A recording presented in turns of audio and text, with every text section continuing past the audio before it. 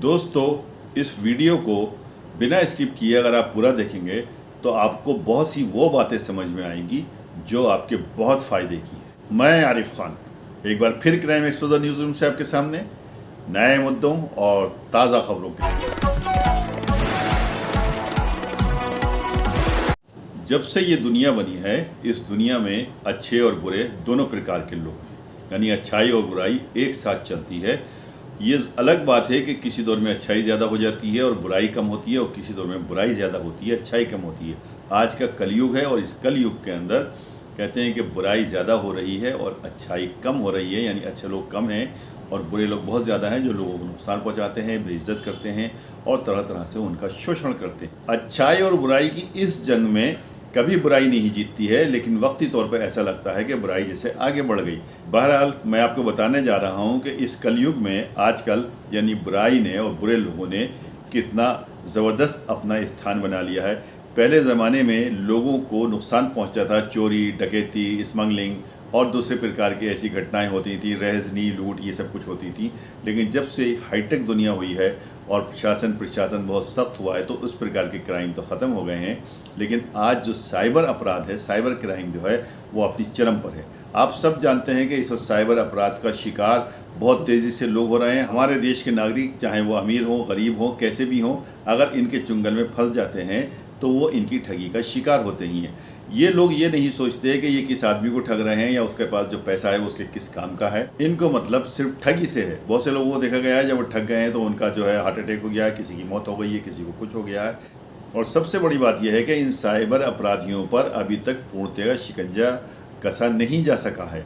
आजकल ये देखा गया है कि छोटी मोटी ठगी, यानी किसी के साथ में 20,000, 50,000 या 1 लाख के अंदर तक की अगर कोई ठगी होती है तो पुलिस अपनी कोशिशें करके 100% पैसा यानी 100% मनी जो है वापस करवा देती है, और पैसा उनको वापस मिलता है। इसके फ़ोटो भी आते हैं सोशल मीडिया प्लेटफॉर्म में, उस पर उनके फ़ोटो भी आते हैं कि जिसका पैसा गया हुआ होता है उसके साथ में पुलिस के फ़ोटो भी आते हैं।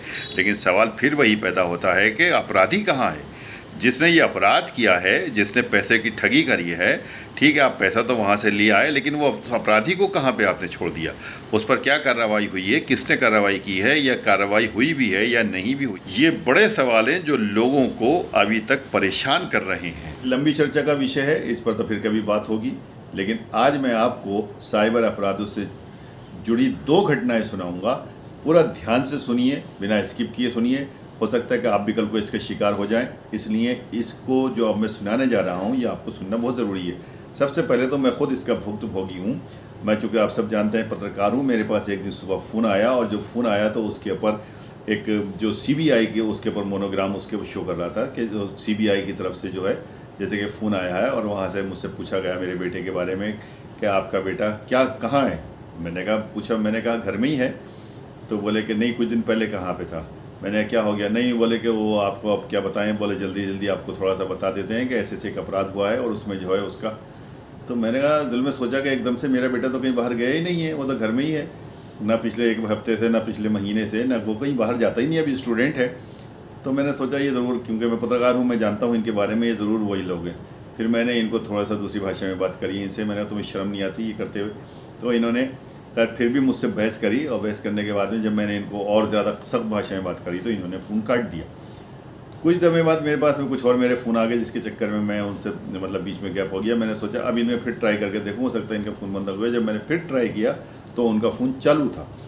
बहरहाल अब मैं आपको बता दूं कि ये मैं किस्सा आपको क्यों सुना रहा हूं कि अगर इसमें की घटना किसी ऐसे आदमी के साथ में होती है जिसका बेटा, जिसका रिश्तेदार या कोई अन्य कोई चीज़ कोई बाहर है, और इस तरह से वो घबरा के वो इस तरह से वो कहता है कि वो किसी अपराध में फंस गया है, तो लोग घबरा जाते हैं और बिना जाने बूझे, बिना उसकी इंक्वायरी किए बगैर उनको जो कहते हैं उनकी शर्तें मानते चले जाते हैं। वो मामले को ठंडा करने के लिए या ठंडा करने की गरज से आपको जो है बहलाते हैं, फुसलाते हैं, और फिर आपसे पैसे मंगाते हैं और अपने अकाउंट में पैसे डलवाते हैं। तो वो लोग जिनके पास में पैसे होते हैं या जिनको समझ में बात नहीं आती है कि वो जल्दी जल्दी पैसे भी डाल देते हैं। जैसे कि बिहार में एक डॉक्टर साहब के साथ में हुआ कि उनको ED और CBI के नाम के ऊपर उनसे 4.5 करोड़ रुपए की ठगी की गई। वो भी मैं आपको किस्सा आगे सुनाने जा रहा हूँ। मैंने जो आपको ये बताया कि मैंने कुछ देर गैप के बाद में जब उनके फ़ोन ट्राई किया, ये सोच के कि इनका फ़ोन अब बंद हो गया होगा, लेकिन फ़ोन उनका बंद नहीं हुआ था, फ़ोन उनका खुला हुआ था। लेकिन चूंकि मुझे और भी बहुत से काम थे, इसलिए मैंने उनसे फिर दो चार उनसे बातें करी, जिस पे मैंने उनको कुछ कड़वा भी बोला। उसके बाद उन्होंने उसके जवाब में मुझे वहाँ से कड़वा बोला, लेकिन मैं ये तो समझ गया था कि ये फ्रॉडी लोग हैं। लेकिन ताज्जुब इस बात का था कि फ़ोन उनका फिर भी खुला हुआ है। तो ऐसे अपराधियों के ऊपर शिकायत अगर हम कर भी दें तो तुरंत कार्रवाई क्यों नहीं होती, उनको पकड़ा क्यों नहीं जाता। अब दूसरी सच्ची घटना वो सुनिए जो मैंने बताया बिहार के डॉक्टर साहब के साथ हुई। बिहार के कोई मामूली डॉक्टर नहीं है, बल्कि बिहार IMA के अध्यक्ष हैं डॉक्टर अभय नारायण। उनके पास में भी एक CBI का फ़ोन आता है, CBI की तरफ से फ़ोन आता है कि ऐसे ऐसे बम्बई HDFC बैंक में आपकी तरफ से अकाउंट खोला गया है और उस अकाउंट में अवैध मनी का ट्रांजैक्शन हो रहा है, पैसा उसके अंदर में जा रहा है और उसके आपके खिलाफ सख्त कानूनी कार्रवाई होने के लिए जा रही है। हम वारंट लेके आपके पास आने वाले हैं। इतनी सी बात सुनकर डॉक्टर साहब घबरा गए। सवाल फिर वहीं बीच में करूंगा कि आखिर लोग इतनी सी बात सुनकर फ़ोन पर क्यों घबरा जाते हैं, क्यों उसकी तह तक नहीं जाते कि कौन गिरफ्तार कर रहा है, कैसी गिरफ्तारी है, क्या बात है। लेकिन जब किसी से कोई ये कह दे कि मैं CBI से बात कर रहा हूँ, मैं ED से बात कर रहा हूँ या मैं इनकम टैक्स से बात कर रहा हूँ, तो उसके पसीने छूट जाते हैं। वो आखिर उसकी तह तक क्यों नहीं जाता कि ये जो बात कर रहा है ये सच बात है या ये सच्चा आदमी है या ये क्यों बात करना चाह रहा है या मेरा क्या फॉल्ट है इसके अंदर। पूरी इंक्वायरी करे, उसके बाद तो उसके किसी नतीजे पर पहुंचेगा। लेकिन होता वही है जो डॉक्टर अभय नारायण के साथ में हुआएगा। वो घबरा गए जब उनके पास में फ़ोन आया। बहरहाल वहाँ से फ़ोन जो भी फ़ोन कर रहा होगा वो तो साइकोलॉजी से पढ़ ही रहते हैं। उसने फ़ोन पे समझ गया उनकी बातचीत से। उसने ये कहा कि अगर मामले को निपटाना है तो जितना भी आपके पास में पैसा है वो हमारे अकाउंटों में ट्रांसफ़र कर दीजिए। अब उन डॉक्टर साहब की समझ में ये नहीं आया कि मैं जो अपना पैसा जो ट्रांसफ़र करने जा रहा हूँ वो आखिर कैसा पैसा है या क्या है, या उन डॉक्टर साहब को अपनी कमाई के ऊपर यकीन नहीं था। लेकिन इसमें साथ साथ ये भी कहता चलूँ, मैं डॉक्टर साहब के ऊपर नहीं कह रहा हूँ बल्कि एक जनरल बात बता रहा हूँ कि हमारे बहुत से जो सफ़ेद कॉलर जो बड़े बड़े बिजनेसमैन हैं, जो सामने से सफ़ेद कॉलर हैं, लेकिन उनके एक नंबर के पीछे कहीं ना कहीं 2 नंबर भी छुपा होता है। जब उनका 2 नंबर कहीं ना कहीं छुपा होता है तो उनके दिल में एक चोर होता है, यानी सामने वाले की फ्रॉडी बातों में वो लोग फंस जाते हैं। जैसे कि डॉक्टर अभय नारायण फंस गए। डॉक्टर अभय नारायण इतने बड़े डॉक्टर हैं और इतना पैसा उनके पास है, उन्हें ये सोचना चाहिए था। लेकिन कहीं ना कहीं जो उनके पास में जो पैसा था, लगता यह है कि वो 1 नंबर के आदमी ज़रूर हैं, लेकिन पीछे से कौन से नंबर का वो पैसा है उनके पास में, ये तो बात के में चर्चा का विषय बनेगा या बाद में उसकी इंक्वायरी होगी। लेकिन 4.5 करोड़ रुपया उन ठगों ने अपने मुख्तलिफ अकाउंट्स में, यानी 100 से ज़्यादा अकाउंट्स में ट्रांसफ़र कराया। और ये काम एक दिन नहीं चला, ये काम लगभग 4 दिन तक चलता रहा। 4 दिन तक पैसा ट्रांसफ़र होता रहा और डॉक्टर साहब को इतनी अकल नहीं आई कि ये जो सब कुछ काम हो रहा है क्यों हो रहा है। बल्कि सुना यह है कि जब उन्होंने ये कार्रवाई शुरू करी तो सबसे कांटेक्ट बंद कर दिए, यार दोस्तों से बातचीत बंद कर दी, रिश्तेदारों से बातचीत बंद कर दी और वो पैसा जो है वहाँ पे अकाउंट में ट्रांसफ़र करते रहे ताकि जल्दी जल्दी उन ठगों के पास में पैसा पहुँच जाए।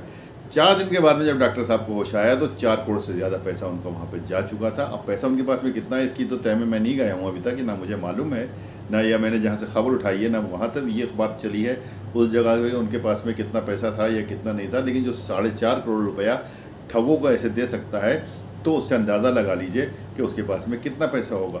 दूसरी बात, जब वो इस तरह से डर गए कि आपके नाम पर एक अकाउंट खोला गया है या उस अकाउंट में आपके नाम से ट्रांजैक्शन हो रहा है जिसके अंदर में ये 2 नंबर का पैसा आ रहा है जा रहा है उसके अंदर में, तो क्या डॉक्टर साहब के पास भी 2 नंबर का पैसा था जिसको सुन के वो घबरा गए। बहरहाल इसमें कि बहुत से लोग होते हैं, वो तो एक अलग बात है, अलग मैटर है कि इसके पास 2 का है या 1 का है। लेकिन जो साइबर ठगों का शिकार हो रहे हैं लोग, उसमें ये तो करोड़पति हैं शिकार हो गए। उन्होंने मुझे से गरीब पत्रकार के ऊपर भी हाथ डालने की कोशिश की थी, लेकिन मेरे पास तो कुछ था ही नहीं। मैं ना उनसे डरा, मैंने सवाल जवाब किए, मैं समझ गया। उसके बाद तो मेरे जैसे बहुत से लोग ऐसे हैं जो बच जाते हैं, लेकिन डॉक्टर साहब जैसे भी बहुत से लोग ऐसे हैं जो फंस जाते हैं। और उसके अलावा उस बीच में वो लालच उन गरीबों को, मिडिल क्लास लोगों को भी ये वो लोग ठगे जाते हैं जो इनके लालच में आ जाते हैं। इनके कहने में जैसे कि कोई किसी को फॉरेन ट्रिप देता है, कोई किसी को अकाउंट में लोन देता है, कोई किसी को कुछ लालच देता है और उस लालच में फंस के अपनी जो उनकी कुल जमा पूंजी होती है, किसी बात 2 लाख, 4 लाख, 10 लाख, 20 लाख रुपए, यही इंसान की जमा पूंजी एक मिडिल क्लास आदमी की होती है, वो उनको दे देते हैं, उनके हाथ से निकल जाती है और उसके बाद में उनके पास हार्ट अटैक होता है, बीमारी। ये एक ऐसा क्राइम है जो इंसान को आर्थिक नुकसान तो पहुँचाता है लेकिन साथ साथ उसकी ज़िंदगी तक भी ले लेता है।